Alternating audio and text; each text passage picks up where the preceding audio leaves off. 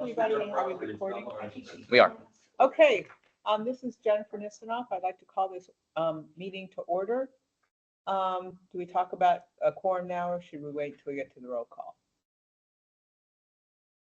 Can't call it to order without a quorum. I don't know.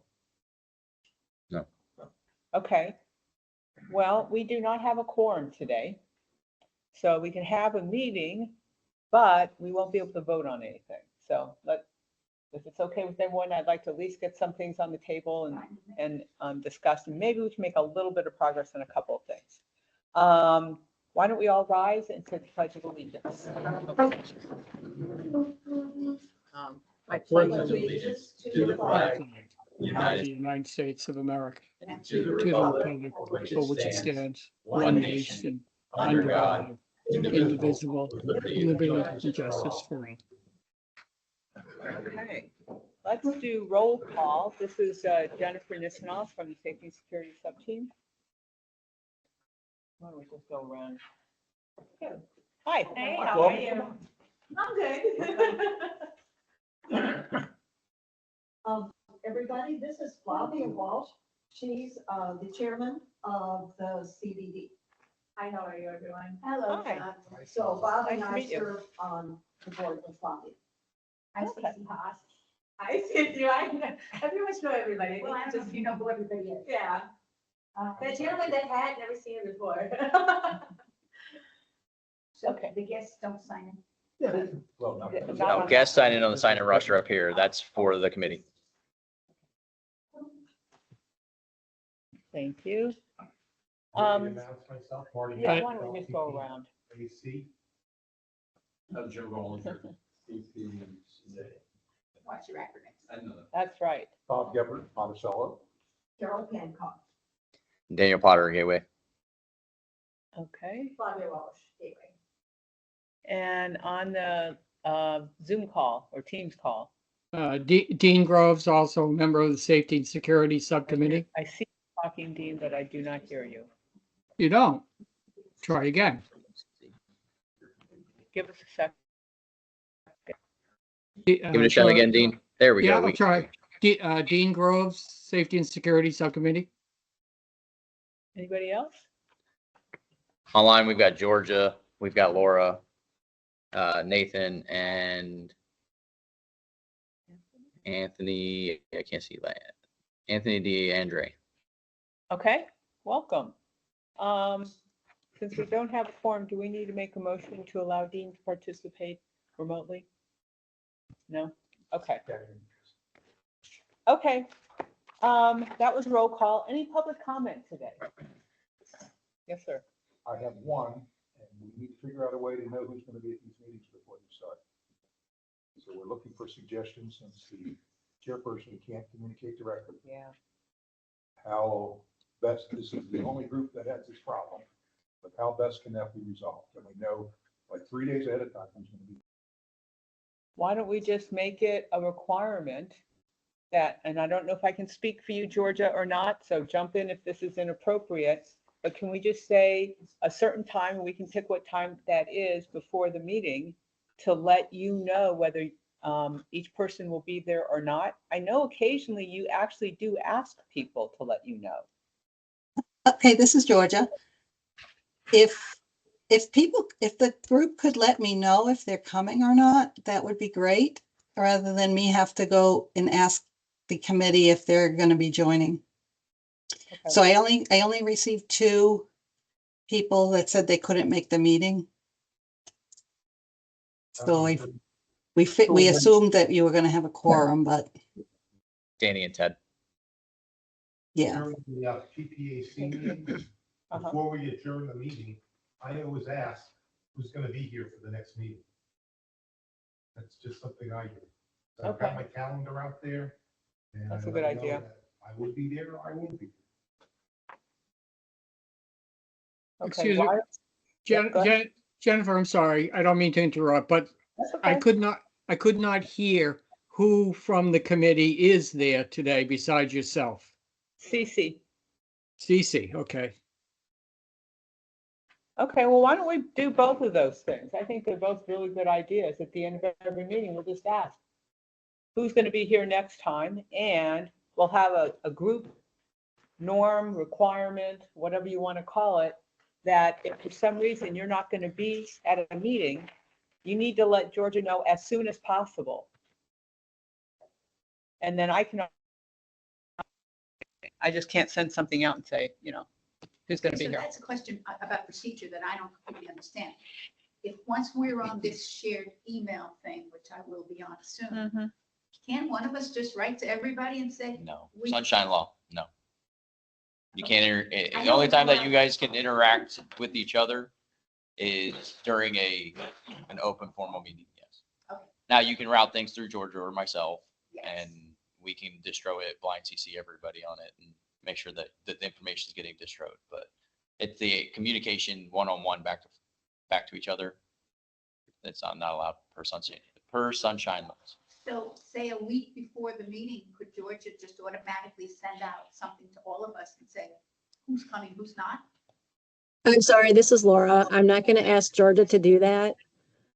You guys are all adults. So if you're not going to be at the meeting, I think it should be your responsibility to let Georgia know. She has 6 committees that she has to keep tabs on. So if you can't make a meeting, please let her know.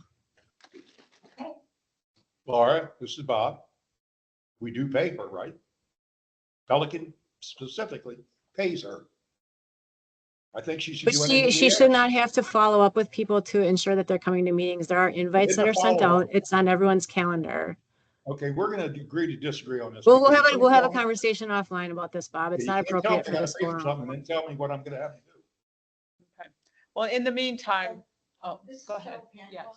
Yes. One of the reasons why this starts to become important this year is because we're trying to get a handle on the amount of staff time that our committees and our advisory committees are requiring of the district. Because it's proper that we would pay for that staff time. And if you notice, we have 2 committee members here, but you probably, I think I heard at least 4, maybe 5 people on either Daniel here or on the line. So that's staff time that's being taken up for this meeting. And yes, if we had a quorum here, it would have been nicer, Appropriate. appropriate. Right. But I think that if you guys just start asking at the end of each meeting, who's going to be there next time? And then, Things happen during the month, so if you Yeah. can't, then let That's Georgia know. understandable. And if you know that, that's not a problem. right, It's the unknown, like this meeting, when we break up, who's to ask who's gonna be here for the next meeting? Right. So it is appropriate to send out a note requesting that. Since you can't do it individually, the only person that can do it is Georgia. How about if, Could we put it on the agenda as the last item addressed at every Yeah. meeting? yeah, that's what Yeah. I think that was Marty's suggestion. So I'm happy to put that on the last, when we say set meeting for, set next meeting agenda, I'm always going to And ask. attendance. And attendance. Prejudge attendance or whatever. Right. And then the other thing I was going to say, based on what you were talking about, is would it be okay if I just wrote a note to the team to let them know that this was a topic of discussion today and that these are the 2 items that we've agreed to do. 1, please let Georgia know if you cannot make a meeting. The assumption is going to be that you will be here. And 2, we're always going to ask at the end of the meeting about your attendance for the next meeting. Just so that they are aware, because this is the 2nd meeting in a row we did not have a quorum. And that's my point. Yeah. So Laura, would it be okay if I did that one email? I know you and Bob are going to talk about it, but would that be okay just to do this one email to bring the whole team up to date? You're talking just a summary or a recap of today's meeting? No, just the one action item that, or the one discussion item we're having right now in terms of attendance.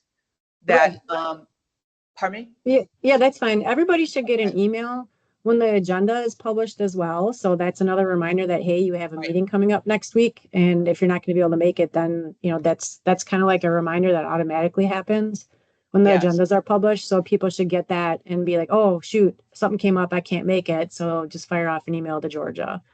right. And this time. we Actually, it's probably best to actually- not send it to Georgia. It's probably best to send it to that agendas mailbox because there's a bunch of us that have that. Because Georgia does take vacation sometimes. And that way, if she's not here, then someone would know. Okay, to the agenda's mailbox. Yeah, it's agenda items at gatewaydistrict.org.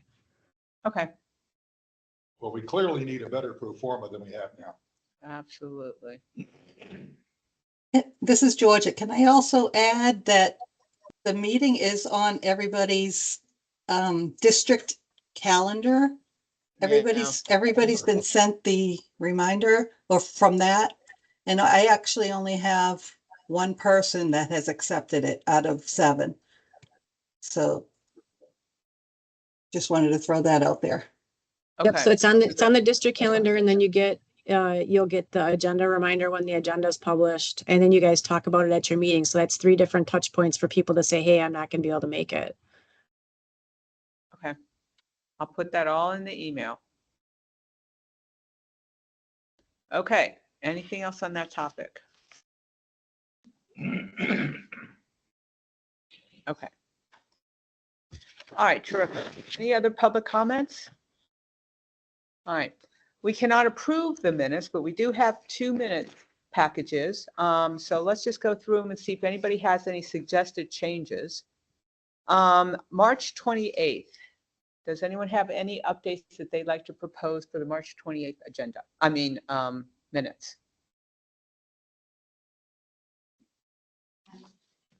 Okay, Hi, Oh. Jennifer, it's Dean. yeah, I- yeah. I guess I have some things that are on those minutes that I'd like to follow up on.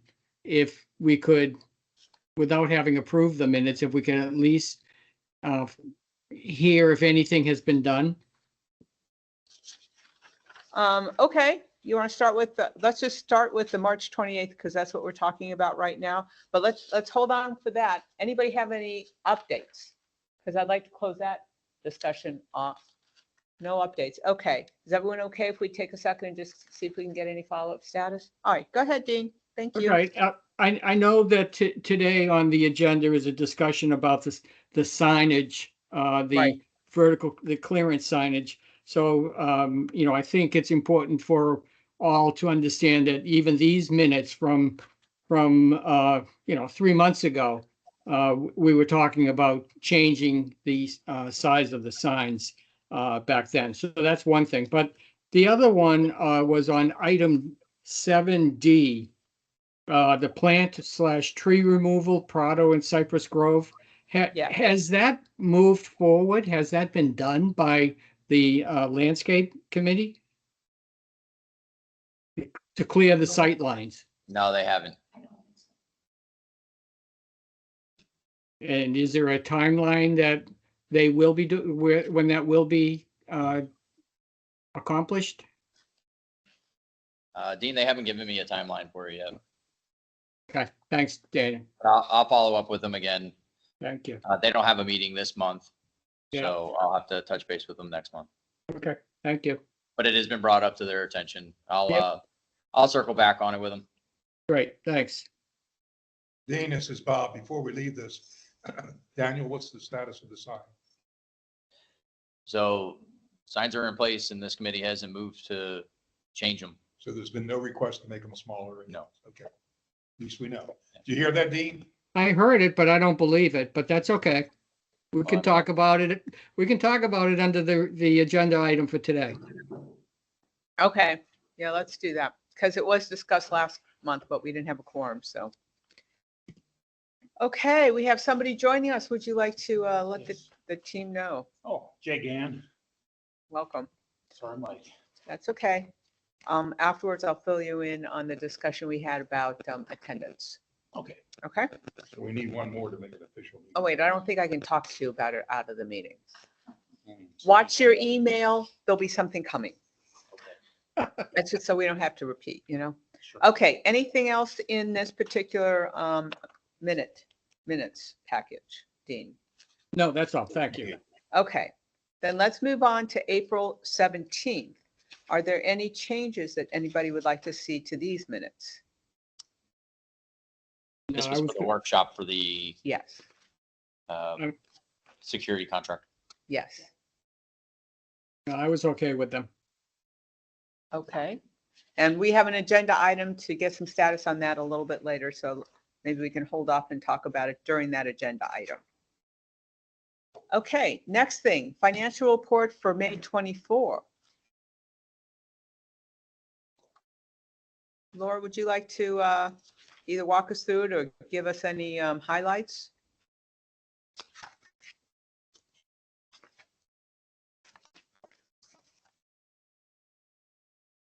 Sorry, I was having a hard time finding my microphone button. That's okay. I Um, assume- I did split these out into two separate areas now. I have the operations and maintenance costs, which are like the general things that are on here. And then you'll notice how the capital projects are broken out separately. We have started moving the dollars from the top where they were under road and sidewalk maintenance down into the roadway repair and maintenance. I'm still fine tooth combing through that to see what else we can move out of there. So that's why you'll see there's a balance down at the bottom in that roadway repair and maintenance. But there's still some dollars up in the top. So I'm still working through those. Okay. Laura, this is Bob, just a question. Are the 4 items on the bottom listed capital for the 2025 year? They're all going to be up top. There won't be anything in the bottom unless something is voted on. Is that correct? We made this all part. Yeah, they'll all show up in the, well, you can't see my mouse pointer. They'll all show up in the operations and maintenance part. So they'll be part of your budget. So it won't be 2 separate items like this. It'll be all one list, but you'll still have them segregated. They'll be labeled the same way. It'll say capital dash whatever, but it's all included in your total budget for FY25. Where now the way it was handled this year, the operations budget was one number and then the capital budget was a different one. And I think I attached a separate sheet that showed your budget for next year, and you'll see that that's the case with the budget. Yep, you did have that second sheet, so thank you.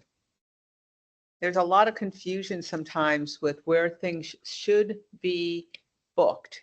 And one of the things that I noticed, which is great, is that when we start talking about a particular project, it's going to list what line item in the budget is it going to hit.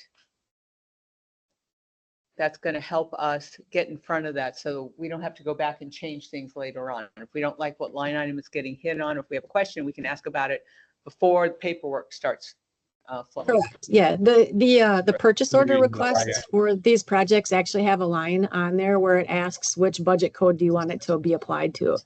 So when those requests for POs are submitted, that should be pre-populated, and that would be something that you would have discussed as a group. Right. I guess it's just not, people aren't aware of some of this, I guess, because there are a lot of questions swirling around. So I think it's Sure. good This that is your we're- first year too, so it's all new. Yeah. This is the first year you guys have had a budget. Oh, yeah. Oh, I'm not saying anybody's doing anything wrong. I think we're just learning as we go along. Oh, yeah. That's all. Definitely. With the budget. But I'm always available for any questions about the Yeah. budget or where things were applied. Feel free to call, email, anything like that. I'm happy to answer questions. Jennifer knows we had a very long conversation. yes. So Oh, yeah. The budget that is presented in the electronic package for today. The fiscal year 2025 operating budget still had those capital items that hadn't been moved up yet. Well, should that be fixed for the next meeting? Or adjusted? I don't know. I'm not sure what you're looking at. What's on the electronic attachment? The agenda, Yeah. under financial it's good. report. Right. There's 2 sheets. One is, There's only one electronic. oh, no, there are 2 sheets under that agenda item. And there's one sheet that was the budget Oh, excuse me. for 25, and there Right. was another sheet with this Okay, I month's apologize. actuals. I didn't see that. That's okay. So you can see here, this is what I was talking about. So you'll just have one list of items for next year now. And the version 4 that has the yellow highlights is a result of the PPAC meeting earlier this month. So there were some changes made to each committee's budget. Right. So when you have the previous sheet that we were looking at where the capital projects were broken out separate, they won't be because this sheet that you're looking at now will reflect exactly the financials that get distributed, which will align with the second page that we were looking at with the budget. So it'll be just one list of accounts.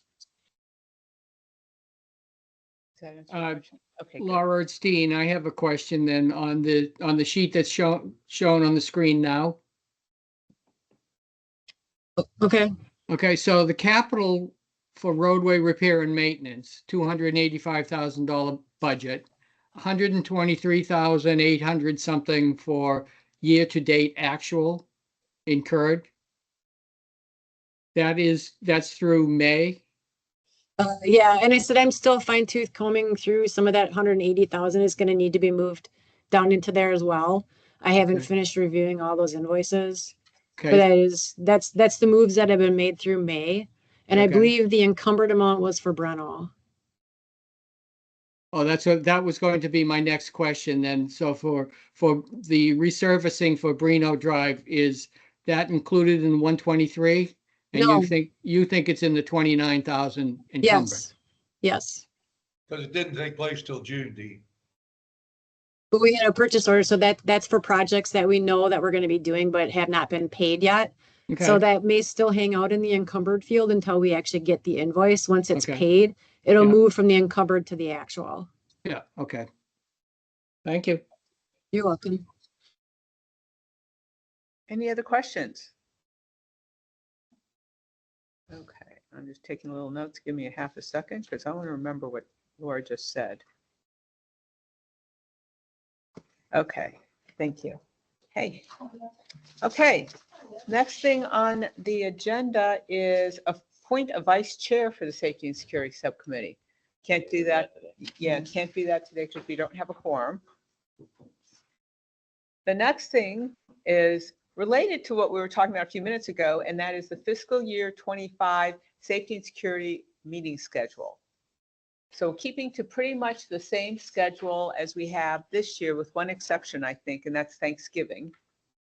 Because we didn't think that, we have problems getting agenda formed regularly, but the day after Thanksgiving might be just a little tough. So Georgia put it on November 22nd. Is it? From what you know now, you think everybody gonna have a problem coming on that date? Calendars are phones are coming out, folks on the phone. Give us a moment. Okay. Also, Now, you might want to check because December 26th is the day I- after Christmas. You're reading my mind because I was just gonna jump there. I was just waiting for Jay to finish looking on his phone. He's checking his calendar. Yeah, Thanksgiving, I don't know what the date is, but it's the week after the 22nd. To say we don't have anything booked now, we really don't know if you're gonna have out of town guests. I know, but We don't know as of yet. now, We just don't know yet. okay. Some people know, some people don't. Okay, So Thanksgiving this year is November 27th. Oh, Should be all right. should be okay. All right, great. Now, December 26th. Boxing Day. Boxing Day, big day. Should we try to change that as well? Can we just go back to Yes, 2024 for November? yes. Thanksgiving, according to this, is Thursday, the 28th. So why would we be making the meeting Friday, the 22nd? That's, I think, what my calendar's showing. You mean thinking that it should be Thursday instead? I mean, couldn't we just do it maybe the week before on the 21st? Okay, on Thursday versus- The day I- after Thanksgiving. is I- my suggestion. No, that's not the day after I don't think that's the day after Thanksgiving. It's the week I before. understand. Okay, well then I'm But sorry. what I'm saying is. I think we requested that it be done the 22nd because the board meets on the 21st. Okay, So just for staff, because we have prep for board meetings normally, so November 21st is actually a board meeting day for us. Okay, so we already had it on our calendars for the 21st of November, so you want to move it to the 22nd. We're asking. Yeah, where did I have it? As of now, does anyone have any problems or issues with that? Well, I think it makes it better because technically the 22nd is not the day after Thanksgiving. So it actually makes it better. Because Thanksgiving is the following week on the 28th. Mm-hmm. Oops. The event, the Oh, for heaven's moving forward was always the week before. It's just a question of whether it's Thursday before or Friday. But there was a conflict for the Thursday, so, But that's why. okay. So then the 22nd makes sense. And as we had been saying, it's not the day after Thanksgiving. So it's good. Yeah. Okay. I think we're just talking past each other for a moment, maybe. Okay, so 22nd is okay. That's okay to move on to December 26th. Yeah, I'm not sure that that's the optimal day to have a meeting. What do we want to do with December? Do we wanna- I'd suggest the 19th. It's also a board meeting day, The 20th. because that's the third Thursday. Or the 20th. At this point, I cannot, but I can see if I can change the, oh wait, it's at I think 11. last year, I want to say you guys pushed it off to the beginning of January just because of the holidays, the way that it fell. I could be totally wrong, but I want to say that because it falls like right during that Christmas, New Year holiday, something got pushed off to like the beginning of January, and then there were 2 meetings that month instead. But it's completely up to you. I just I would throwing be that out okay there. with that. January, then that would be January 9th, Or just to skip it entirely. or skip it entirely. And that's totally up to you as well, because a lot of times the board will do that. Just skip it. Like I they're supposed to meet on the 4th of July and they just skipped it. Until we're sure that we have this attendance thing settled, I'd like to have the meeting and then we can always cancel it. It's harder to schedule something than to cancel it.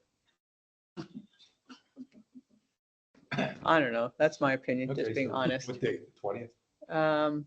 I kind of like the idea that Laura had where we did it the first week of January, which would be, okay, this isn't the first week, but the 9th, because having it on the 2nd may or may not be a great day. And we're gonna have it again 2 weeks later.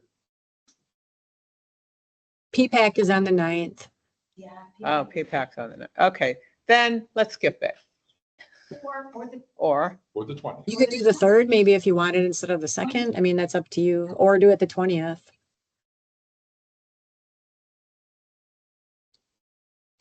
Of December. Yeah, if the 20th can work, I think it would be better. Yeah.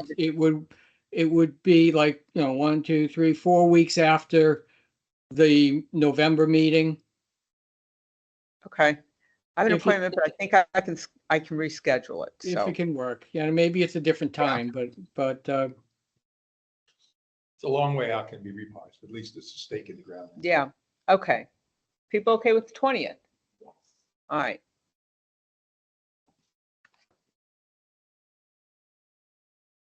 I'm Can't pretty make sure I can any- change my appointment. Huh? Can't make a plan, we just have a recommendation. Okay, the next meeting. recommendation. Does that really take a vote, though? I don't know. We can make it work. Without- Okay. Daniel says we can do it. We can do We it. can make it work. We can just make the changes on the schedule and you can officially vote it in at your next meeting when you have a quorum. We'll bring it We're back. being recorded. It's not like this is going to be the only time that we talk schedule throughout the year as well. Well, that's true.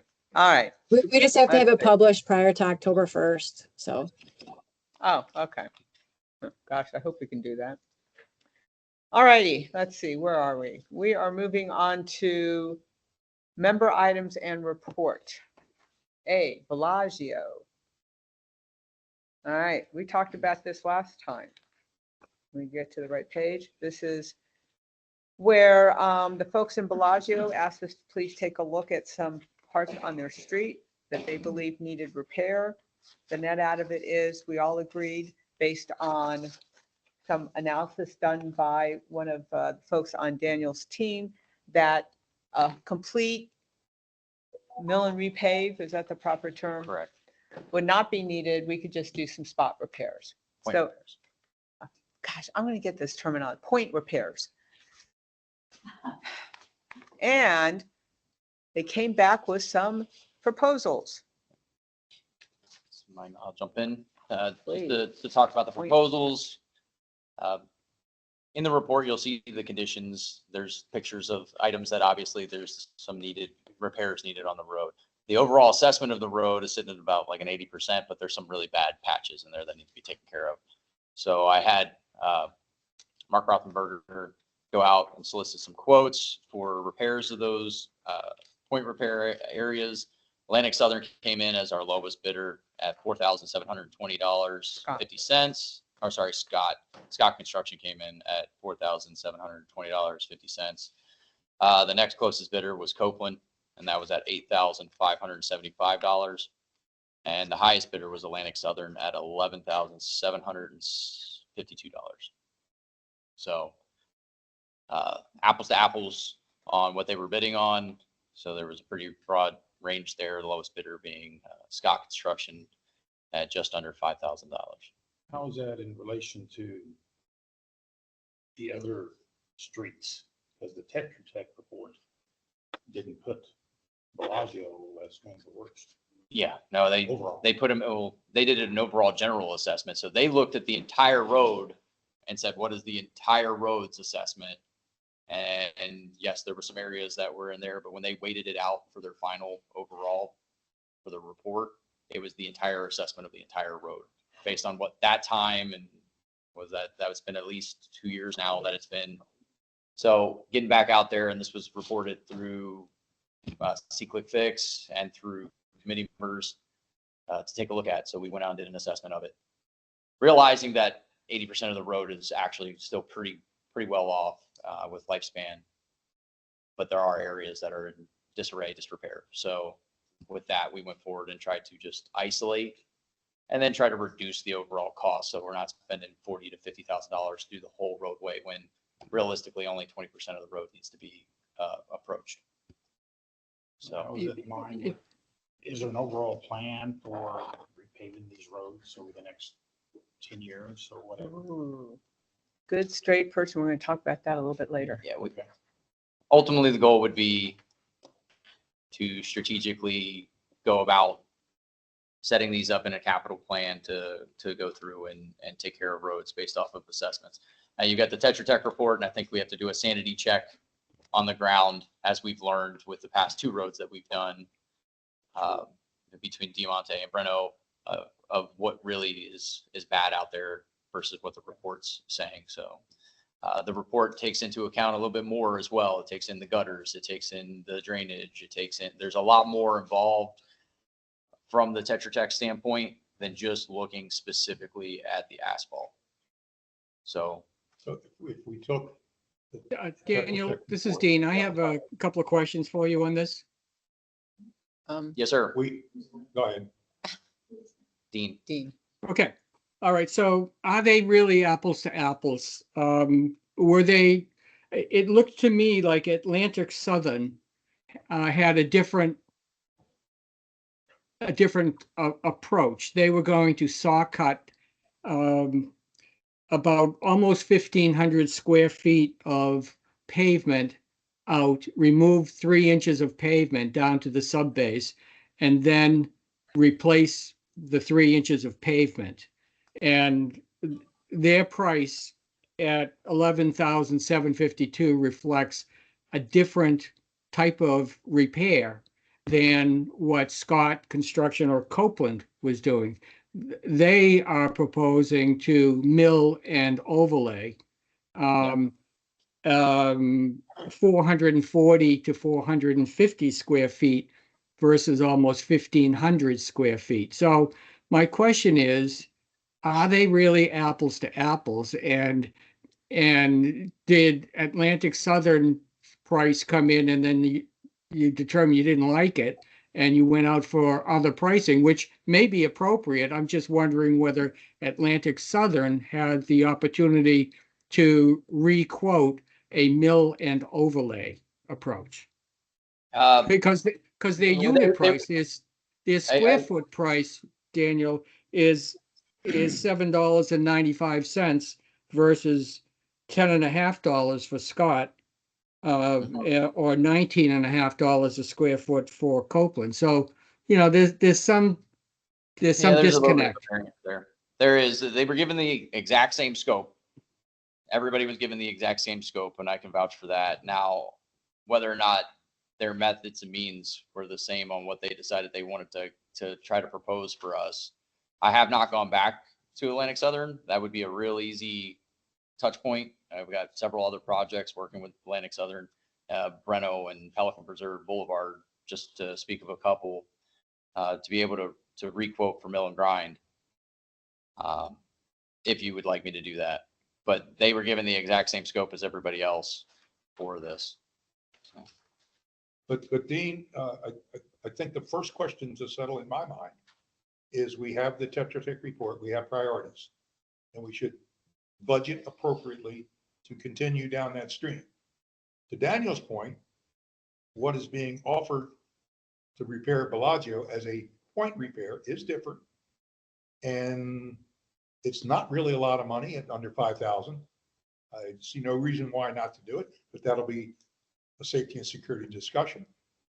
But the money we have allocated for 2025, 280,000 or some number, we can still go back to the Tetra Tech report and do the next priority, whatever that is. I don't have it in front of me. And spend that money this year on that. We don't have to spend every nickel on it. Oh, well, we I'm, discussed at the previous meeting yeah, that we were going to look at what was next. Right. And looking into the next fiscal year. Really, even Bellagio, I talked to Jennifer and said that I really don't want to take on this project until the new fiscal year. Right. Just because of how we've been moving through the roadways here, and then looking at how we prioritize in the future against the report that was provided to Yeah, us. because that should be the roadmap, the report we will Right. provide, not that this meeting, Bellagio comes, next meeting, Right. Portofino comes, next meeting, you know. Well, one Dean, thing. Dean, what I'll do, because since we can't get an actual vote out of this meeting today, is I'll go back to Atlanta Southern and I'll reapproach that for that means and method and see if they'll give me a proposal that varies from what they already gave. yeah. Can I we- just think to compare apples to apples, they ought to be proposing on a point repair rather than a permanent patch approach where they're saw cutting and they're doing a neater job. And a more Yeah. thorough job. That's all. I think that the mill and overlay is a fine approach. I'm just saying, I think that they could sharpen their pencil if they chose to do so. And if they knew that they didn't need to do the full depth. I don't know how you can go back after bids have come in and everybody have the same bid requirements. Well, They bid differently. I don't know how they can go back. you can negotiate. Adjustment. You So can it's a negotiate. non-formal process for the proposals. It's not, Okay. Yeah. I'm not giving them any other. Fairness to everybody. In fairness, I'm not giving them, I'm trying to get apples to apples, and I'm not giving them any advantage. They don't know what anybody else's numbers are. I mean, unless they're coming in and looking at this report from public records, they're not going to know. And these guys can hardly send me an email, so. No, but you know what I mean. Yeah. If somebody came in at 4,700, you don't want to go to penalize the guy that came in at 17,000 and say, hey, sharpen your pencil, you might get the job. That seems a little unethical. No, but Bob, they have almost 3 times as much pavement area. Right? But So that's there's what they some chose to- disconnect. There's a disconnect, that's all. Well, then they should have asked more questions, but okay. I don't As, have a as we mind get one way or into the other. more of the formalized, I'm trying to standardize really the ITQ, the invitation to quote. We have an ITB, an invitation to bid, which is the formal big packet, high number projects for pricing. As we get into these, now, I know you've all seen Nathan roaming around with me. He's my project manager that's looking at how we do ITQs. What's the dollar thresholds across CCNA that says it's either going to go to a formal bid or it's going to stay informal, and what that process looks like across the board. And it's going to be something that gets posted online so that I don't have to keep going to the same 3 vendors and asking the same 3 vendors for proposals on like items. That way it's on the streets, and maybe we'll actually get some competitiveness across the board with our vendors coming in. So they all weren't told to bid on 3,000 square feet. They were all told to bid on exactly what the scope was, because we gave them, when we do these, we send them out blind CC just like we do with like board meetings and committee emails. Hey, this is an invitation for you to come and do a quote. Here's the scope. We'll meet you on site if you want to meet on site to take a look at the conditions on ground. Well, how did they bid on such different square footages then? To be frank, I don't know.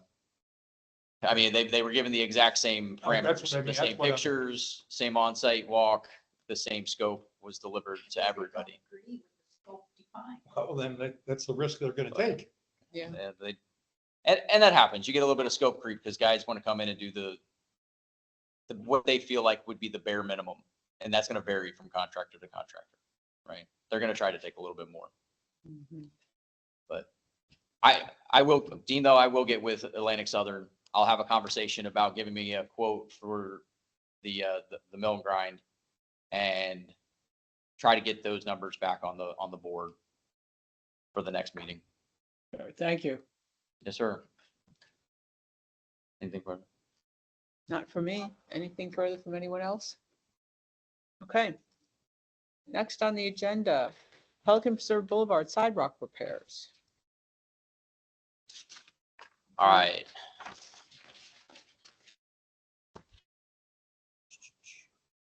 We have the maps. We have all kinds of good stuff there. So this is one that I'm bringing to the table that had actually been identified earlier in the year. As you go down to the south side of Pelican Preserve, as you get down towards Casella and the bridge right there, right before the bridge, and the 4 lanes collapse down into 2 lanes that traverse the bridge, the sidewalk is in absolute destruction. There's 10 panels that are there that look like somebody took a sledgehammer to, and have cracked a couple of them. It's pretty good. So with that being said, my maintenance crew, as they were grinding joints and trying to level off Pelican Preserve Boulevard, they identified these again, and they were like, hey, these really need to be addressed. They're a slip trip hazard for slip trip fall. And I just wanted to bring it back in front of you with a proposal to have them repaired. And again, you'll see a trend here with my 3 same vendors, Atlantic Southern, Scott, and Copeland, all came in to bid for these. This is concrete work only on the sidewalks to just repair and replace the 10 panels that are broken right there on either side of the road as you get to the bridge, right before the flowway. So Is there a reason why we didn't get any documentation from Scott and Copeland Southern? what do you mean? Well, we have the bid response from Atlantic Southern. They're all in one package. Or did I miss Yeah, them? they're all in the same. When I get proposals, Oh, I must use have missed Adobe them. Pro and I combine them all into one Adobe. Electronically, there's 16 pages. Yeah. Instead of having it, here's Yes, I Atlantic Southern, here's another The whole attachment for package was Copeland. 130 pages, so I printed what I thought I needed, and then I I got looked you. at the rest of it, so I must have missed it. So Atlantic Southern for this one came in at the lowest bid for $4,278. Scott was second in the running, $5,989, and Copeland Southern came in at $10,875. So again, we can't make a decision on this today, but just for situation. Yes, sir. Why aren't we using Gator Construction? We normally do the sidewalks. Could you speak up? I couldn't hear that, please. Why aren't we using Gator Construction, who we normally have in Pelican Preserve, doing the sidewalks? Good question. I don't know if they were asked to provide proposals. I can reach out to them. That's what I'm trying to get to with the new system that we're working with for ITQs, is to be able to have the max reach as possible so people can see what we're looking for and soliciting quotes on. Because frankly, with the turnover in my department, since I've come on board in Public Works, there are 2 people still remaining on my staff that I started with out of 13. So everybody's either new, don't have the contacts, they've been lost, or that knowledge management isn't there. We're not trying to exclude anybody from taking a look at anything and giving me a proposal. But as we get to the ITQ side of the house and we get it online using the same system that we use for our system of record for ITBs, the more formal side, there'll be visibility for anybody and everybody to become a vendor and to do proposals. I will reach out to Gator and see if I can get one from Gator. Because honestly, I just completely out of sight, out of mind. Because I know they did the repairs around town center, and I had sidewalk repairs done at my residence, and they came in the same time as they were coming to do other work and didn't charge me a setup fee. Okay. It's good to know. Is it possible that before you guys reach out and do an RFP to whatever that you run the list of potential vendors by the committee, that maybe some of us may, the way Marty happens to know if somebody, maybe we know if somebody that we might recommend? I'm all ears at any time, whenever you want to. Any recommendations? I'm not gonna, unless somebody's blacklisted for legal reasons. Yeah. I have no problems working with anybody as long as they meet the scope Okay. and they've got the ability to do the job. Were these areas require repair? Were they on a quick fix stick or was it? No, this was actually just maintenance folks on ground doing work, and identified it while they were grinding and milling the road here. So all the lips that had raised up on the sidewalk were, we bought a grinder probably about 6 months ago that'll allow us to take the joints when they're dislodged and just offset and grind it flat so that we can get rid of, we did all of Pelican Preserve Boulevard. And when we did that, we identified, hey, these are really bad segments of the sidewalk that are warranted to go through and really repair in kind, to take it out and put in a new piece. Could they stay as they are? Sure. But this is the type of item that I would bring to the safety committee to. Yeah, I was just to wondering vote on. if we had a group that walked around and made a list. Not I that I know. appreciate the fact they did, but remember, we're paying for it. No, yeah, Whereas if we get a volunteer walks down, it's free. I think they just found it while they were out there. It's not that it they happened to were be running. just Okay. So I don't think we paid anything I'm extra. just looking at the document. No, I understand. I understand. right here. Yeah, I'll show that- you. yeah. I know our projector's not He's got working it. great, but this is Pelican Preserve. The clubhouse is up this way, coming down. When it closes down, Diamante is like right here, Yeah. but right before it closes down to a one lane to go over the bridge, that's where on both sides of that road. And in one of the backup documentations, they actually showed a little more detail about exactly where the problems were. I'll pull that up. Okay, Yeah, I've got it. which was helpful to me because that was kind of high level. Yeah. This is Ed. I guess I've got a couple comments, but I think on some of ones like this, I think they ought to come to this group to see if it's something that we even want to tackle or whatever before you go out and get bids for things. The group needs to, when I look at the budget, your budget, we just transferred $200,000 over for the capital, and we're basically bumping up for the capital road improvement. There's I thought it did. a lot of more financial conditions, whatever needs to be looked at priorities and a more of a systematic approach rather than just whack-a-moles. Somebody says something ought to be done and we just go out and do it, and then we worry about the financial repercussions later. These were in the 2025 budget, these current ones. Yes, that's what I would like to see it See it in. come in front of. But as things are identified, Ed, I'm going to bring things to the table regardless. But you're right, I can bring it to the table and you can say yes or no, chase proposals before I chase them. Wasting everybody's time if they decide not to do it. You're wasting vendors, your staff time, putting out a proposal, vendors time, bidding on it. And we're trying to reduce the amount of staff time. So if we're not going to pursue something, why have staff time go out and get proposals for it? It'll also Okay. give us time to just take a look at it. Board members, committee members may look at it. Is that something we need to vote on? or- Can't vote on anything No, I today. know it can't. I know that. The question was, is it- I don't think so. The other concern I had looking Not at a the pictures, decision a or lot of thing. these panels look like they've been repaired and replaced already.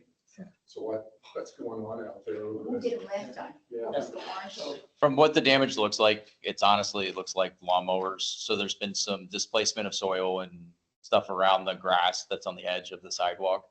Lawnmowers getting a little too close, running over them, trailers. I'm sure that's a spot that Escape likes to park right on the side of the road with a truck and a trailer. It's probably clipping the edge of the sidewalk, cracking it and deteriorating it over time. That's the case, they should be paid for it. Yeah, but that's hard to put a thumb on anybody unless you got a picture of them actually doing it, But if we make landscaping aware of this also as an issue, Yes. then we could start to enforce, just good comments. Start to enforce some discipline. Don't park trucks over there. This costs us money.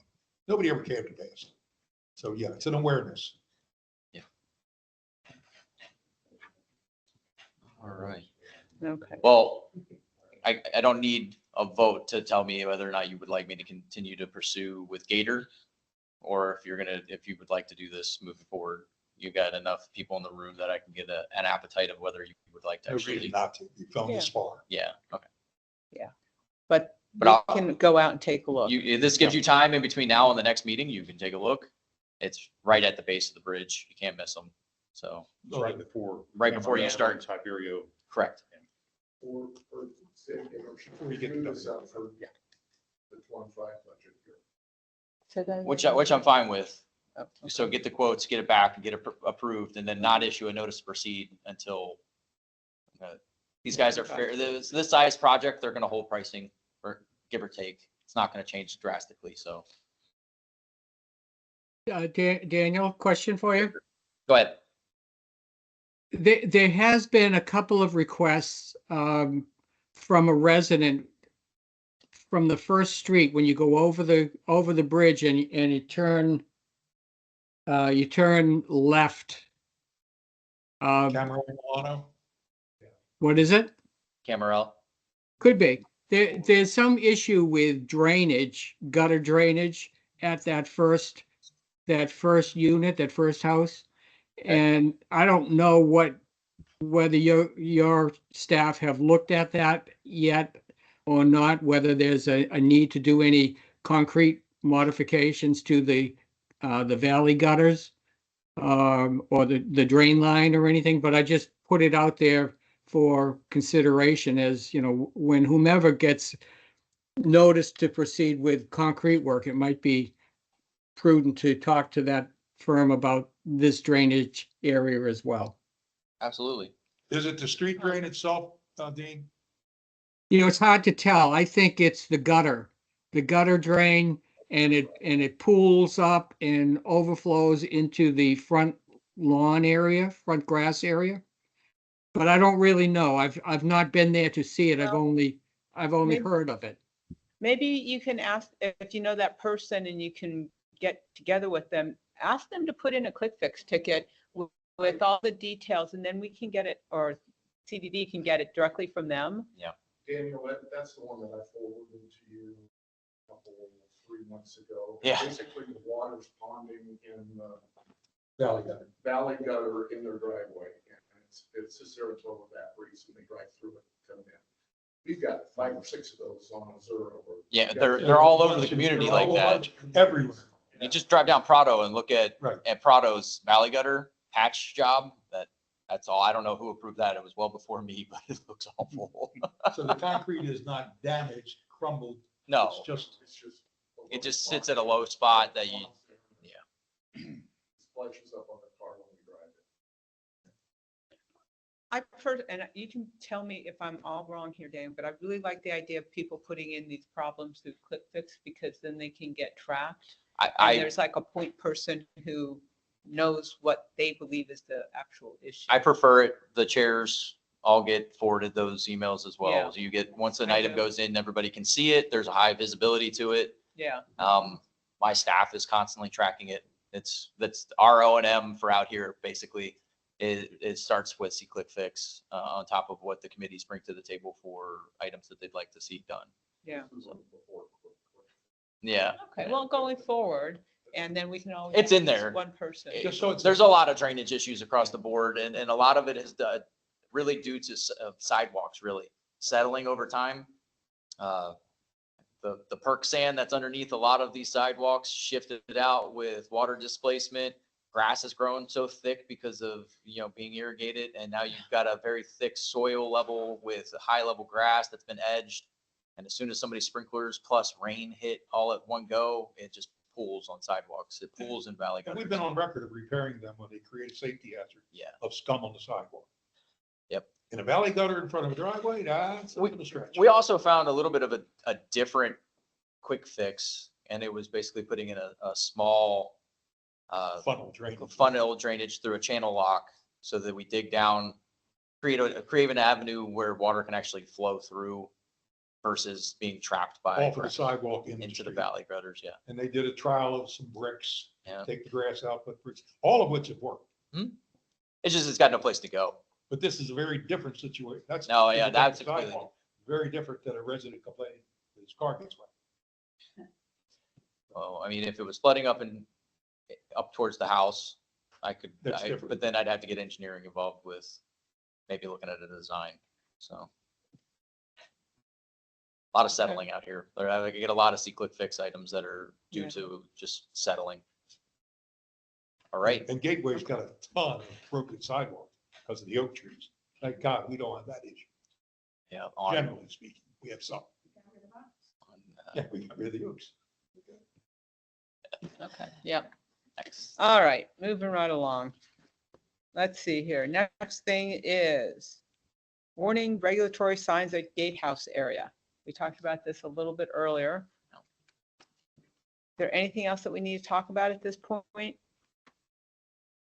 My only comment is about, I'm kind of used to it. Is it worth a couple $100 to make it smaller? That's your decision. I mean, I'm kind of the same opinion. It's there. We I might, agree that I don't think it's worth any change expected. You know, and if there's a cost involved, from the way I read the minutes, it sounds like it was put up by Gateway without this group's input, due to its emergency nature. right. which I get. Yep. So to me, to spend more money now because somebody has a nose out of joint about it, I don't know, just doesn't make sense. to me. Yeah, well, also in our last meeting, we were told that people aren't complaining about it. And I haven't maybe heard it. everybody is. Everybody's gotten used to it. Well, at your last meeting, you also heard Mark Thompson stand up. Right, And I did not sway this conversation whatsoever, but he came and he Right. had a conversation about how the people that are working in the gatehouse are very appreciative of the signs and of the fact that there hasn't been a strike or a vehicle hit and they feel safer. And then the feedback that he's getting at the guardhouse has been positive. Sure, they're a little bit loud and obnoxious. It is what it is. But Well, the reality is we went 13 years without anybody hitting it. And then we had 3 hit in 6 months. three hit in 6 months, and maybe that's just the quality of drivers happening to be traversing Or through the just gate bad or luck. bad luck, but okay. I don't know. Because isn't Well, there some related? This, when you give me a chance, I have some comments on it too, but if, I don't want to interrupt anyone else. Okay, I'm just CC Haas. I mean, isn't there also been discussion about adding signs about keeping right for trucks and things like that? Have we heard that also? They're in. So on the entry and exit right now on both sides, there is a trucks keep right, and it's basically an oversized truck stay right. And is that Everybody's gonna stay. already installed? Yes, that sign's already installed. Then there's the overhead clearance sign. When you get into MUCD standards, technically you're supposed to have 2 warning signs before an overhang. Right now we have 1, and they're on either side. They're oversized signs. They're not as big as they could be, but they're there and they're visible. I think it really helps on the exit lane because of the fact that the oak trees that are there overhang just enough, and there's visibility with them. I think there's opportunity in that area to declutter and actually consolidate a lot of signs, because there are a lot of signs in the entry and exit way, just for pedestrians, residents, things along those lines. There's a lot of other signs. I did have a company come out and do an assessment, and that was the proposal that was in the package for last go around from GSI mailboxes and signs. He suggested, based off of MUCD standards, that, yes, you could go a little bit smaller on some of the signs if you wanted to, but there's a dollar sign associated with it. So I don't think we can make the decision this time to just say, let's just keep the course. But could we move that to the next agenda to make that decision so we can just close this one out? Okay. Well, Oh, I Dean do- had a comment. yeah, Thank you. Go ahead. you know, Sorry, Dean. my point in bringing this up at the time that the oversized clearance signs were installed was that the manual gives options, and the options are different for different functional classifications of roadways. And the roadways that the size signs that were selected for were for expressway or freeway. And we've oftentimes heard reference to 70-mile-an-hour speeds. Anybody recall these conversations? Yes. Yeah, okay. anyway, Dean, I think you're skewing the data there. There's Yeah, expressways, and then there's rural areas. Yeah, yes, Daniel. The reference or the keep right sign that should have been used was conventional roadway, single or multi-lane roadway. For a truck use right lane or truck keep right sign should have been 24 by 30 inch not 36 by 48. It's just overkill for the context that we're dealing with. And on the warning signs, the diamond shaped warning signs, when you provided the information in this, in your, on the attachment here, but you neglected to use the information that talks about the minimum size sign of a 30 by 30 inch, which is allowed according to section 2A.07 on page 43 of the MUTCD. The second paragraph is directly applicable to this location. Speeds might be less than applicable if or you equal actually to classify the 30 road miles per hour. Site roadway open to public travel. It is not an expressway or a freeway. That's all I'm saying is Not a that freeway, we- correct. we- Freeway is we- an entirely different subject and an entirely different classification. It is an expressway rural road / rural road. That is an entire classification. And you're not classifying it in the right classification. I beg to differ, but if No, if we need to Okay. get outside advice on it, I would prefer to have someone who's got a license, a professional engineering, traffic engineering license, than somebody reading the manual who doesn't have that experience or that professional certification. I'm fine with that, Dean, but there's a price tag associated with that as well. I understand that there's a price tag. There's a price tag to do it Okay, right. I'm gonna jump in here and gatekeep a little bit. We have Thank you. talked about this a couple of times. And I know I remember the discussions. I think we're gonna talk about next time to just, that's gonna be the decision point. Do we leave it alone for all the reasons we talked about? Or do we talk about changing it for all the reasons that we talked about? Make a decision, move forward. Would that be okay, Dean? Yeah, I'm fine with that, but we in the context of, we have decorative signs, we have decorative light poles, we have a context. That's all. Right. That's Okay. all. Okay. All right. Hi, So we'll talk about that and the decision will be made next meeting as long as we have a quorum and we'll move on. Okay, this is Tony DeAndrea. Am I allowed to say something? I'm sorry, who was it? Oh, public comments need to be held to the end, please. Move forward. Okay, I didn't know who it was. All right. Next. 8 tips on safety in your community. Bob. You provided this to us. Would you like to share? it Well, with us? I just read, this is Bob. Yeah. I read it, I don't even know who sent it to me, and it seemed appropriate Curitas. to throw to the committee to see if you wanted to publish it in one of our little flyers that we occasionally send out. I didn't see anything in it that was controversial. It came from Securitas, Yes. and obviously they're trying to bid on our work. Yeah. But even the fact that they had the name on it, which I wouldn't want to publish as we go forward, the tips looked good. So I'll throw it out for consideration at the next time you have a meeting. Okay. Is it needed? My- No. Heard Yeah. anything? No. I think can I just provide my, Sure. okay. Yeah, it was provided by Securitas, so we probably don't want to mention that. Advertise them. And I don't think we want to actually publish it the way it stands because it might be copywritten or something like this. There are some things in here that I think are broader than an individual, meaning like the security cameras and what have you. The get to know your neighbors, lock your windows, doors, these sorts of things we can talk about. In my opinion, those might be nice to In the remind past, people. in the past, Ted We've done that Crawford's kind of taken this stuff. kind of thing Yes. and run with it. I guess that's kind of what I was thinking. Okay. Because I'd be okay with that. I'm a A little thought starter. leery of Yeah, I some don't of wanna the other advertise stuff. Securitas. People lock their doors and doors. Some do. I do. I don't lock any of Okay. them. From the front. I lock my- Don't let it keep Okay. out me. I lock the door when I go to the mail kiosk, so I don't know. So open for discussion the next meeting, Yeah. possibly reframing, recrafting this to be a Pelican public Thought starter outreach. only. Okay. Yeah. Okay. All right. Last thing on the agenda. Access control security RFP. We have a little progress, don't we? A little bit.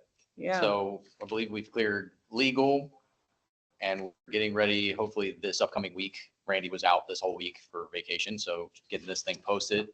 so that we can start soliciting quotes. Great. Now, a couple next steps here. One, Gateway is looking at extending Wiser month to month because we're not going to get it done in the original time frame that we had hoped for. So that's great. And they said they don't need any help. They're able to do that on their own.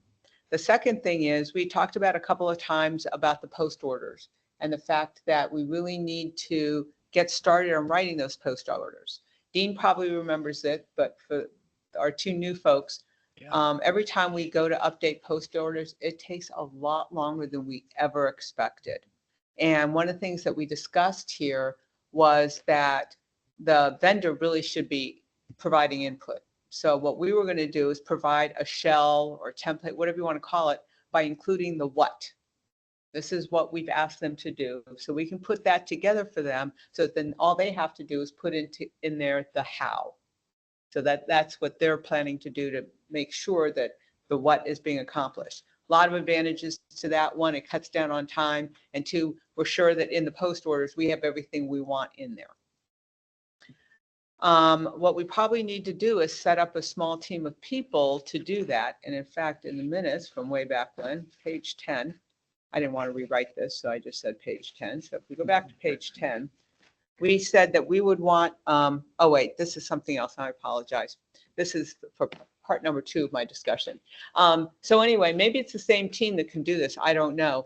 But we need a group of people to put this together. In the past, we've done this pre-sunshine laws or our awareness of sunshine laws. So we just had a subgroup of our team together to do this work. But what we probably need to do is to get somebody on our team to take the lead and get a few other people involved to put this shell together. So you're saying those other players could not be on this committee? Right, because You'd have one committee member leading a working group It's of creating a volunteers. workshop. Yes. Yeah. A work group. right. A work group. Right. Otherwise, if we were going to do it the way we did it before, and I'm not saying we couldn't do it this way, but we could actually have a workshop of this committee, do it kind of like what we did with the RFP, have one person on the committee, put a draft together, everybody provide input, have a workshop where we can go through it all. But that has to get noticed, etc. It's possible to do. But I think we can maybe make this decision. How do we want to go forward with this? And let's decide who needs to participate so we can get moving. The big part would be really make sure that you have volunteers.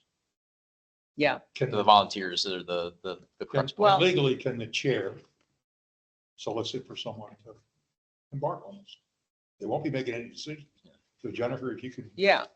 So is there anybody here who's part of the team who would like to take this on as part of the There's a committee? difference between like to and willing to.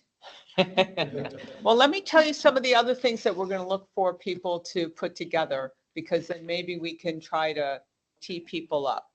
There are 2 other things that I was going to ask about. The second one is the selection criteria, because that's something else we talked about in this group. And that's actually what's on page 10. And I apologize for the confusion here. It was all in my mind. We said that we wanted a team put together from Safety and Security, KW, PPCA, GSCDD, Casella HOA, and Palazzo HOA. And what they would do is put together the selection criteria that we would use and the weights for each criteria, so that we could use that as we are getting these bids back in to determine who we think would be the best team or the best vendor to do this work. So yeah, to get the contract, because we were talking about how we didn't want it to just be on dollar amount is important. That would be one of the selection criteria, but is that number one? And how do we weight that against other things?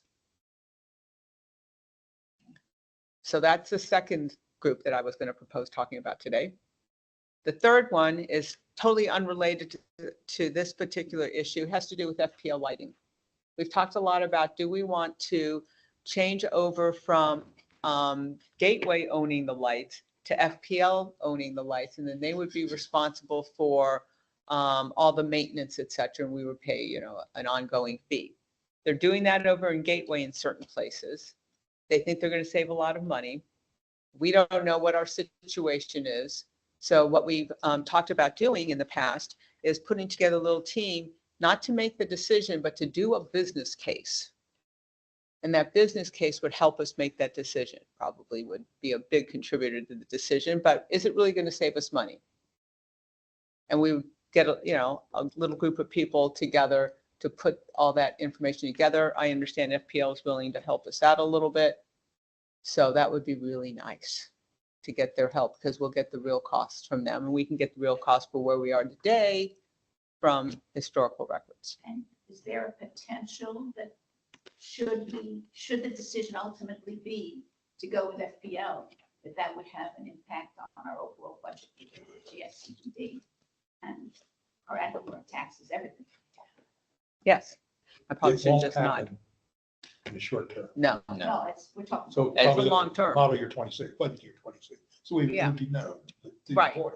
but until we know what we think the financials are going to look like. Right now, we don't even know. It would be the metering cost and the actual electricity spent minus any one-off repairs. I Historically, mean, historically, right? Most of the poles in the community are 20+ years old, so they're at the end of lifespan. So I've seen more of an uptick in light pole repairs out here, especially around the holidays. This past Christmas, we had a lot of lights down. There's a lot of strings of lights that need a lot of upgrading. Tree Line Boulevard, Pelican Reserve Boulevard. Yeah. Cypress. And we're doing the exact same, like we're trialing on the gateway side of the house. We're going to start with Griffin. It's already being staked out right now.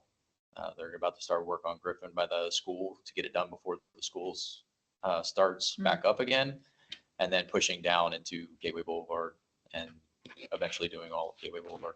So this one is urgent, but we can learn a lot from Gateway. They really, Yeah. truly save money. Yeah. Might be worth pursuing. If not, keep it like it is.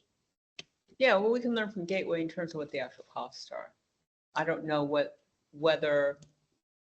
I don't know anything about what the Gateway poles are like and whether they're equivalent enough to our poles and our. They are not as wiring aesthetically appealing and- as y'all's Oh, poles no, I are mean, right now. in terms of amount of repairs, in Yeah, terms underground of wiring is under, comparable. Yeah. The age of the two Okay. communities are not significantly different. okay, see, I didn't know, so, all right. It's the maybe we can- conduit, it's the wiring, it's the poles, and that's the initial upfront cost, and then there's the O&M cost associated on the backside. So And totally unrelated, but interesting, is the district is now trying to get rid of our responsibility on tree line Mhm. and shift it to Lee County. There's some opportunity there.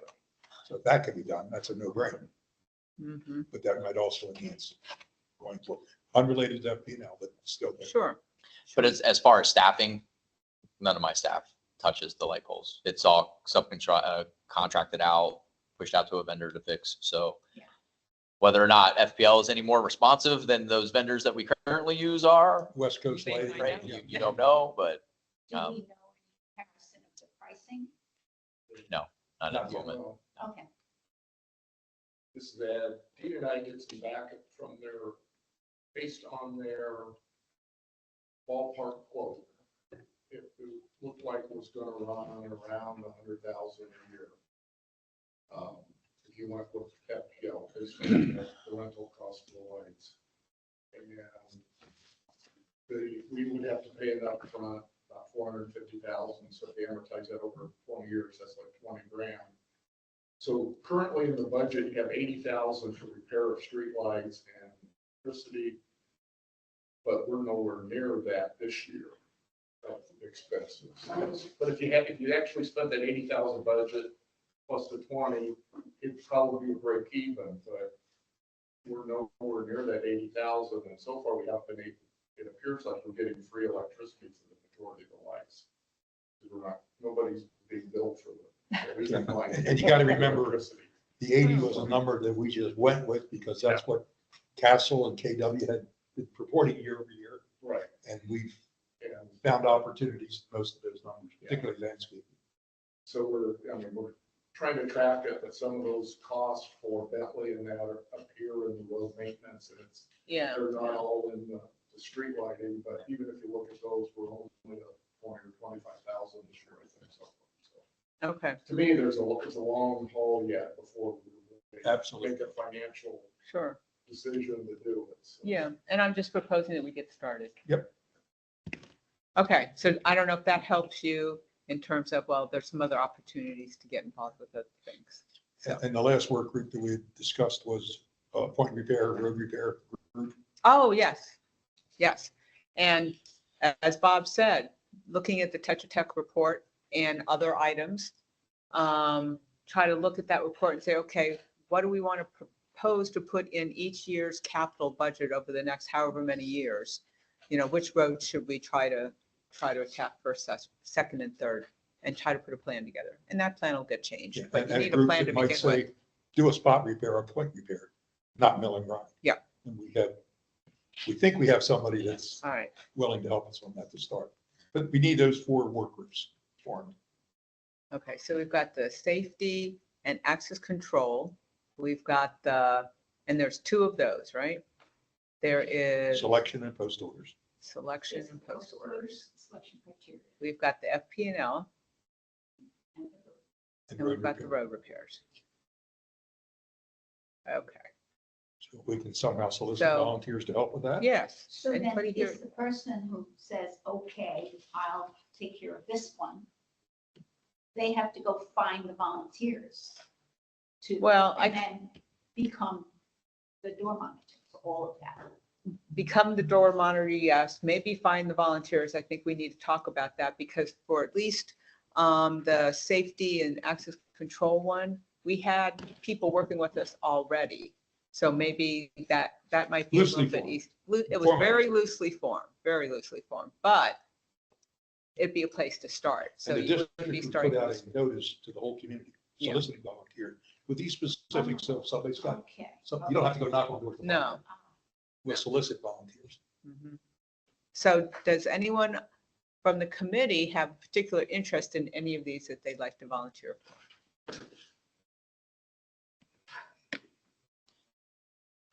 I'd be interested in either the post order one or the selection criteria. Okay, I think the selection is probably more of a one shot, so Mhm. probably I'd opt for that one. okay, As supposed, I mean, the post orders were revised perhaps only about a year ago. How often do we revise? them? Well, we revised it to take out a lot of things yeah, for the rover and Yeah. yeah, town center and stuff like But They that. were revised. yeah, maybe a year and a half. About that year, 18 I months. can't remember. So how often are they revised? It's a living As document, needed. actually. Hmm? It's kind of a living Yeah. document once you establish it. Yeah. Well, I'd be Gotta willing, put this in for consideration that Danny Clement's not here and he might want to really take a hold of that one. That's it. That's That's totally really- his baby. That's his baby. So, Who was the- He's on this. He's on this Okay, committee. I'm Yeah, sorry, I- okay. all right, fine. So we'll nominate Danny temporarily. There you go. All right, I like Suggest that. Danny for that. We'll let him know. Okay, how Which about one? The post orders? the post orders? Post order.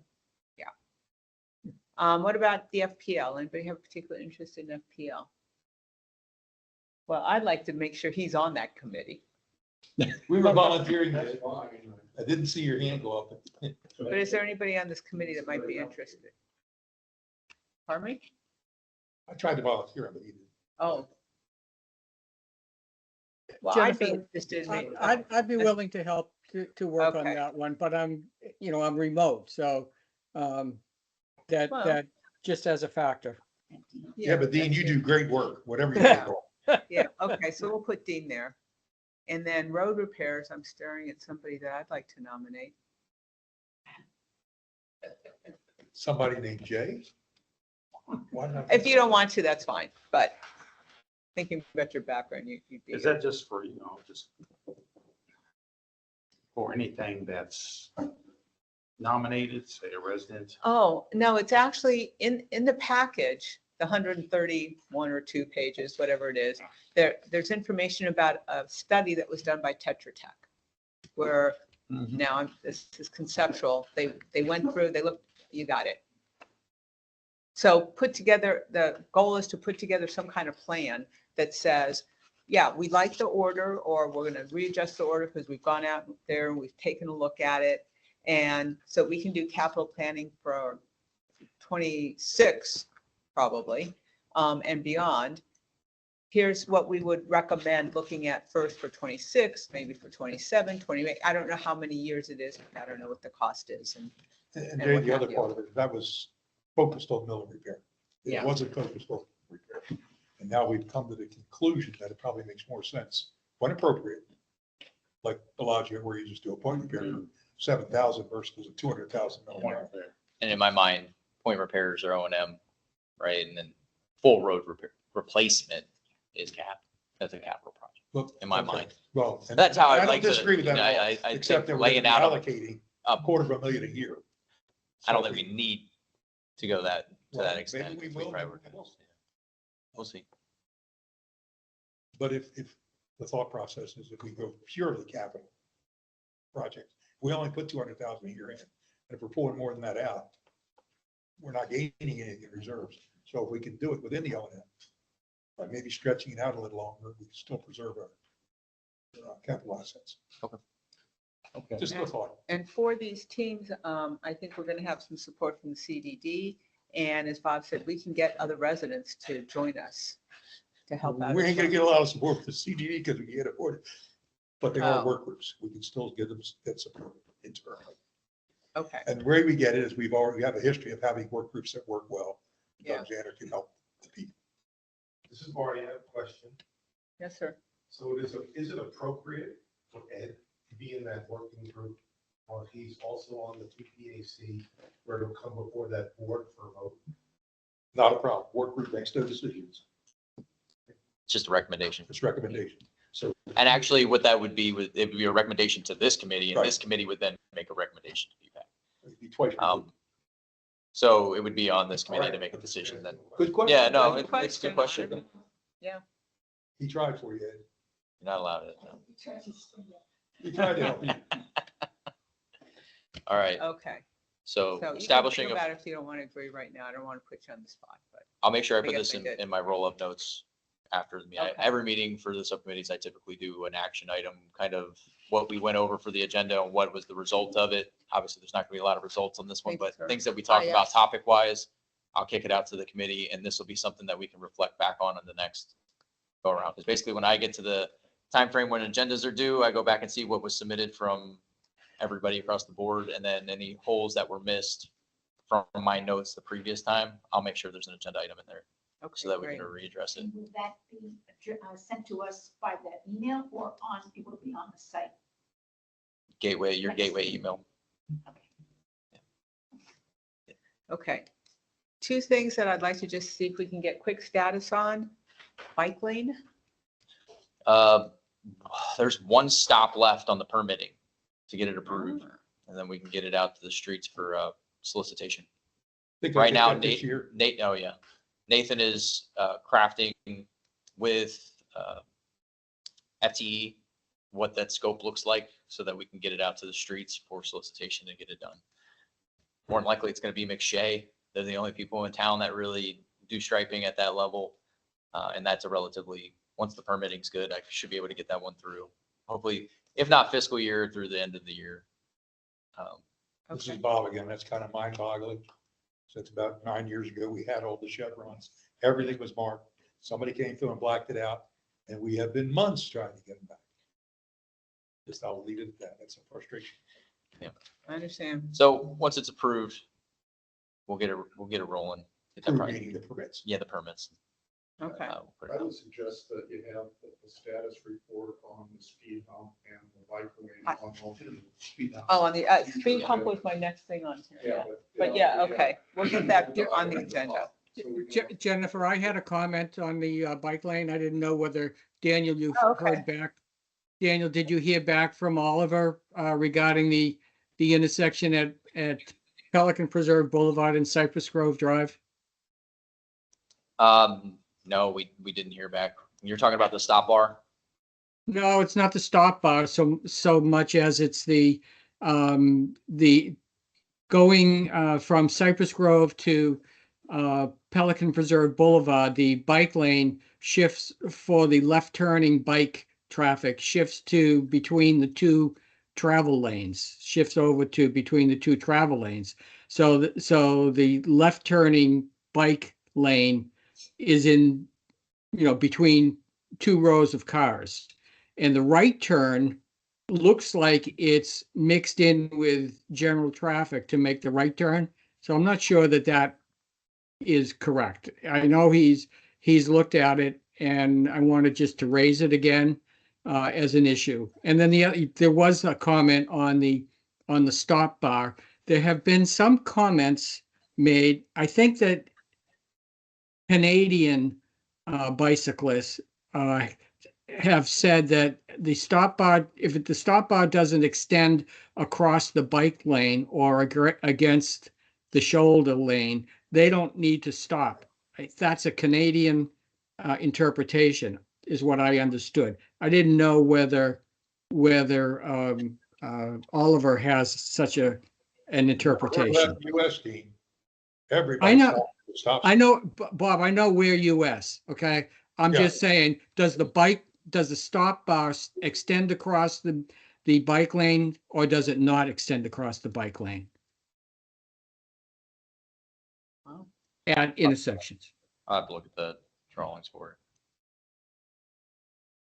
It's a detail, but, Interesting. you know, we just witnessed here in Massachusetts in the last 2 weeks in Cambridge, Massachusetts, which is a very bicycle oriented community, 2 fatalities on bicycles for traffic taking a right turn when bicyclists did not stop in the right turn lane, bike lane. The Canadians, Dean? They're not Canadians. They may I'm have sorry. been, I they couldn't may afford have it. been from another country, but they may not have been Canada. Okay. Well, Right. thanks for looking Let me that up. tell you, all drivers in the People's Republic of Massachusetts hate those bicycle lanes in Cambridge. Okay, And for the- Sound like a yeah, I I have have one alibi that I wanted to one pick up. alibi. One that I needed to pick up and let everybody know about. Okay. Can I talk about speed hump status? Or Yeah, could you talk absolutely. about speed hump status? I Again, didn't know if we were. speed humps in the exact same position. These have been, they're both through permitting. And once Okay. they're through permitting, we'll have the scope drafted for that one as well and out on the Has streets. permitting had these 2 items a long time? They've had them for a minute. Yeah, they've had them for about 2 months now. So, Yeah, and last time you said it was like the 60 to 90. and they're, day and turnaround. FTE had a PM changeover. So there's been a little bit of strife with losing an employee on their side of the house that was leading these 2 efforts. And now there's a new PM that's, I think, is trying to get speed underneath them, to be frank. Okay. So again, both of those 2 are, they started up at around the same time and they're going through the same pipeline. By the time we put the ramp in, it's going to be anticlimactic. Everybody's been looking forward to it for 18 months. Oh, so I had one alibi. There are some signs still pending in the neighborhood from the hurricane damage that I am trying desperately to get fixed. You know, I feel bad for the people that live on Fortina, that little cul-de-sac there that doesn't have a sign, and Fontanella. So I've already worked with Lichens to start getting those generated. I just wanted you to be aware because there will be a little bit of a fiscal impact that'll hit your budget associated with it, but it's no more than any price for a pole that we've paid across the board historically. Just trying to get those roads right and meeting the standard. Right now on Fontanella, there is a temporary stop sign in. It's not even a decorative stop sign.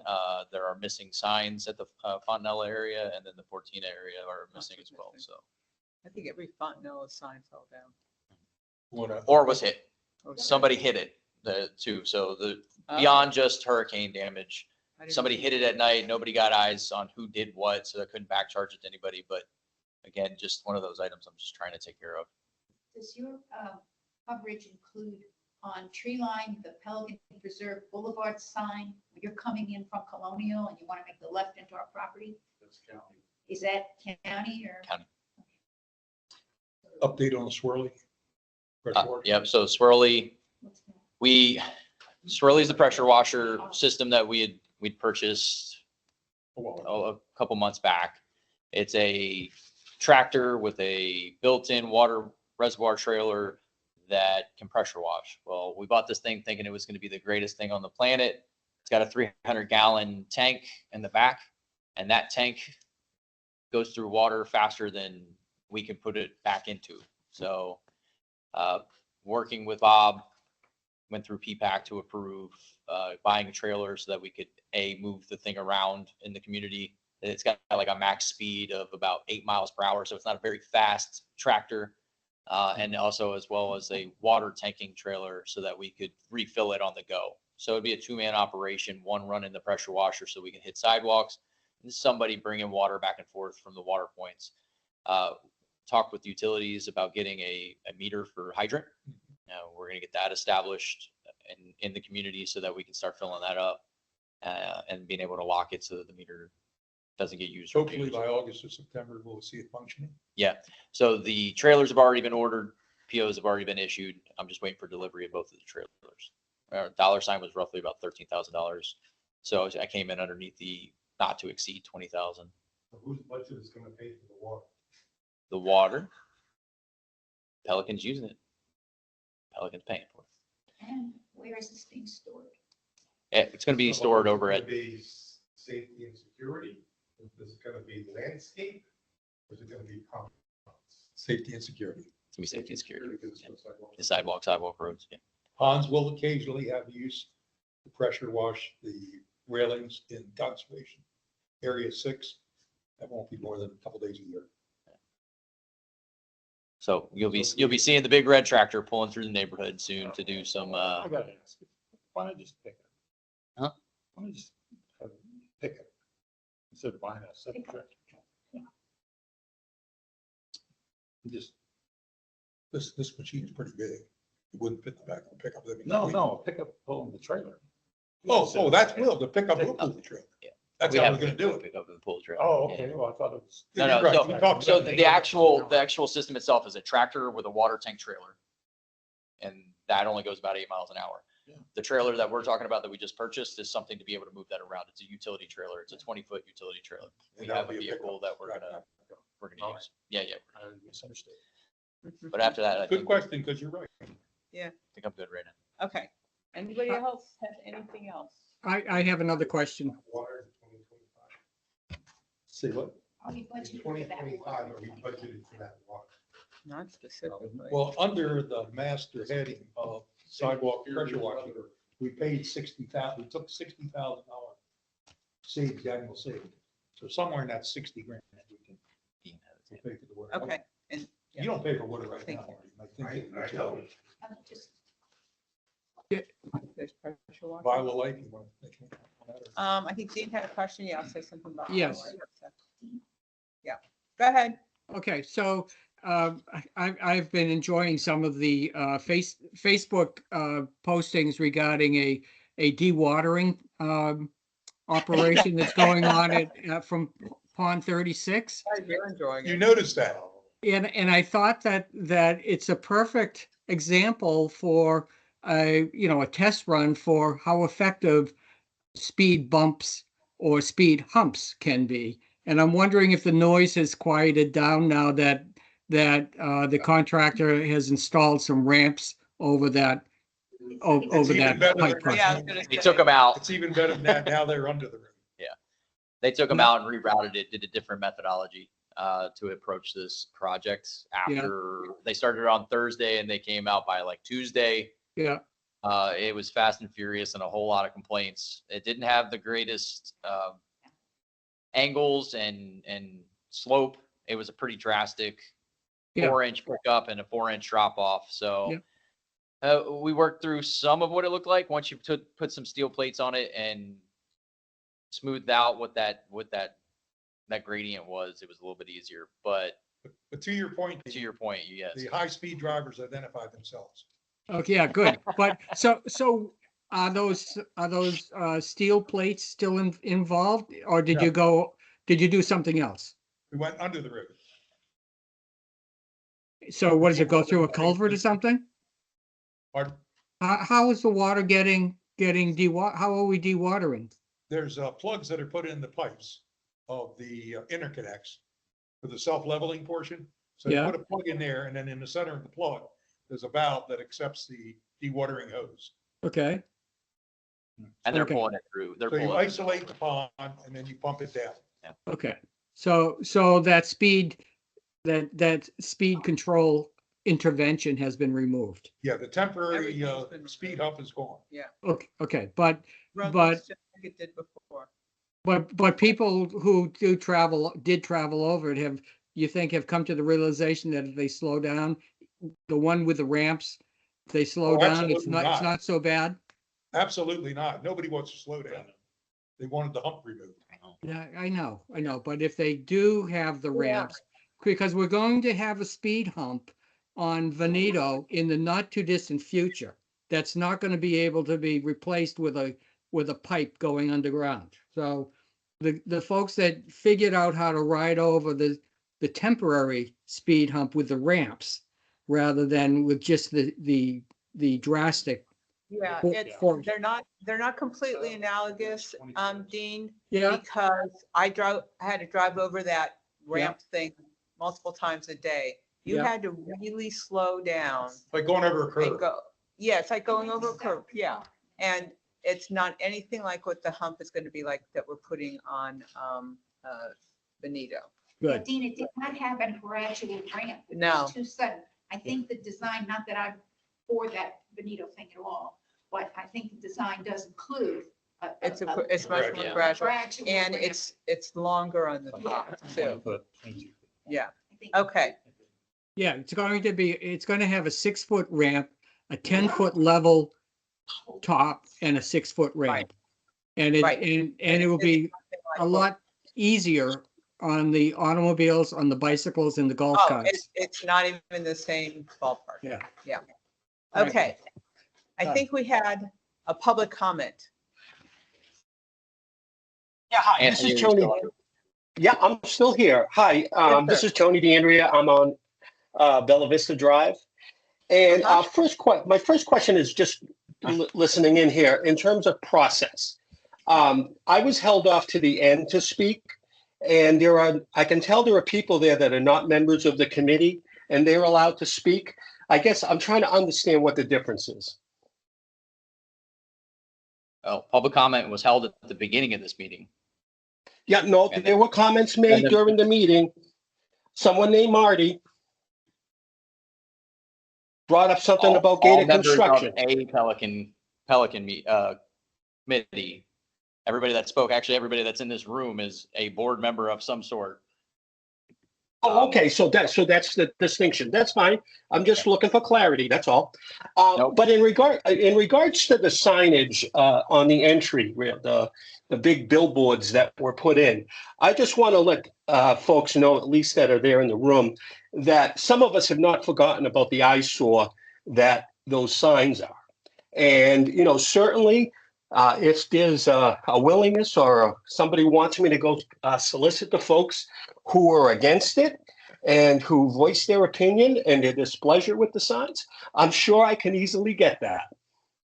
And, my other comment regarding the signs is, there's comment made in regards to the price tag associated with making any kind of correction now. Well, I'm sorry, but the price tag would have been a lot less if there was involvement by the Safety and Security Subcommittee up front before it was first put up.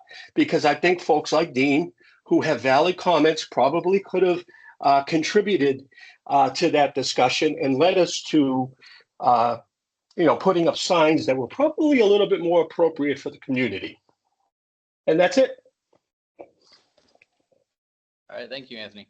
Yeah, thank you very much for your input. Greatly appreciate it. You're welcome. Anything else? Yes, ma'am. I will not be at the May meeting. Okay, The next meeting, whatever that is. July. July, sorry. Okay, anybody else not at July? And I, Right. I need to ask, I guess it's Georgia, to resend me the link to get onto the email. Okay. I did not activate that in time as an email. Okay, Georgia, did you catch that? Shall I just write to her? yeah, why don't Yeah. you just send her an email? And you're not going to be next month either? Okay. Jay will not be there. Dean, when are you planning to come back, Dean? Well, actually, I'm going to be there tomorrow, but only for less than a week. We won't be back down for the season until, New Year's Eve or New Year's Day. So I'll be present. I'll be remote for the July meeting. Okay. Maybe when I send an email to Georgia, telling people that we have this new methodology, I can ask them what they're doing about July, because they weren't at the meeting today, and let's see if we have a quorum. But even if Danny comes to the next meeting, and even And if Ted, Ted comes, you still won't have a quorum. that's true. So we already know there won't be a July. Yeah, I keep forgetting Dean. Yeah, I don't, because I'm remote, I don't count. So you really need to have people in person. Can we change the date a little bit? Would that help? I don't know what your plans are in terms of time being I'll out of be out of the town. country from July 11th to 23rd. All right. The meeting's on The July 25th. 25th, isn't it? I Yeah, think the meeting's on the that was one of the 25th. notice. It's changed to noon to 2 o'clock. Right. You will be here the 25th. It's next month. You want to decrease the number of people in your subcommittees? So we can Well, lessen the quorum requirements? Oddly enough, we increased the number of people on the committee to help us not have this But you situation. know the dean's not here. When we were only a group of 5, Yeah, he was up north, we could, I will be. fantastic. I will be. now we're good. All right. I So will we be need- gone the 22nd through the 25th Okay. or 6th.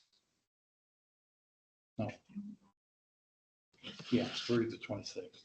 Okay. Well, let's see what Danny and Ted say. And then we can determine whether we need to adjust a day or two. Maybe we can do that and find another room.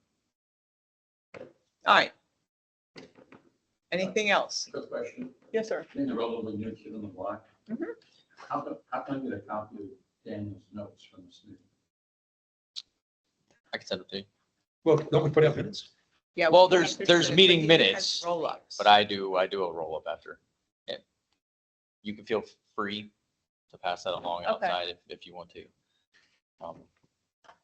If you don't get it from me in a few days, just ping me, but I typically turn them, I have to wait. I till typically get turn them it. around in 24 hours because I want it while it's fresh on my mind, so I don't forget anything. I keep my notes and then I come back, I sit down, I pull the agenda and I literally answer every item that was talked about or give an update on it as best as I can. I'm forward too. So you'll also see that on the morning of the next meeting, there's a workshop, Pelican Reserve Community Association workshop at 9. So, people need to know that they got to leave that meeting and come here by 11. Okay. Anything else before we adjourn? Okay, it is 12:43 and I guess we can't have a motion, so I'm adjourned. Do I adjourn or continue? Closing the workshop. We're closing it out. Okay, we're closing up the meeting. Thank you. Well, what time we continue? Well, you continue if you want to take it into a workshop, so Oh, that you is don't that have what it to is? post it publicly And you again. have a meeting to Oh, avoid what the are you public notice. changing my final life? I just, Oh, just for me? Okay. you can throw All it right, back. I everybody. just wanted, No, that's okay because. Dean, hit me up when I you're in have town. on We'll my go grab to-do lunch. list I got it online. Okay. so I- go Yeah, over I'll try to do that. Thank you. To the fire Thank you. department. To get them? Yeah.